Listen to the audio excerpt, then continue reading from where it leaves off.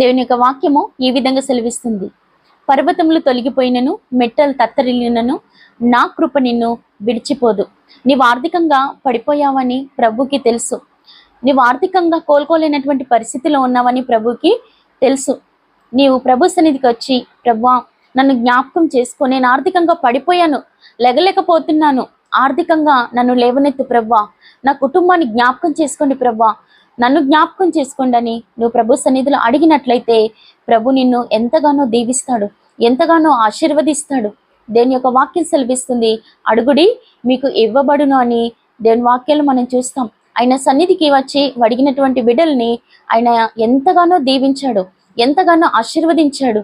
ఎందుకంటే నా కృప నీకు చాలు అంటున్నాడు. ఏ పరిస్థితిలో ఉన్నా ఆయన యొక్క కృప మనకు తోడుగా ఉన్నట్లయితే ఆయన మనల్ని నడిపించగలిగినటువంటి దేవుడు.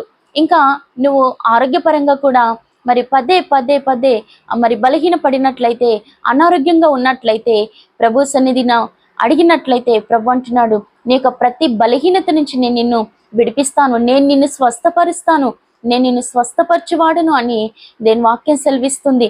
మరి పరిశుద్ధ గ్రంథంలో మనం చూస్తాం, మరి ఆయన సన్నిధికి వచ్చి ఎంతో మంది బిడ్డలు ఆయన సన్నిధిని అడిగినటువంటి వారిని, ఆయన వస్త్రాన్ని తాగినటువంటి బిడ్డలు కూడా మరి ఎంతో మంది స్వస్థత పొందుకున్నట్లుగా మనము చూస్తూ ఉంటాం.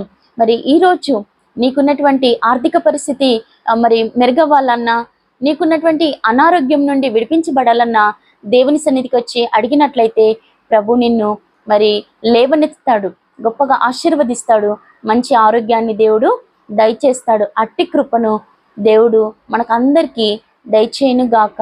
ఆమేన్.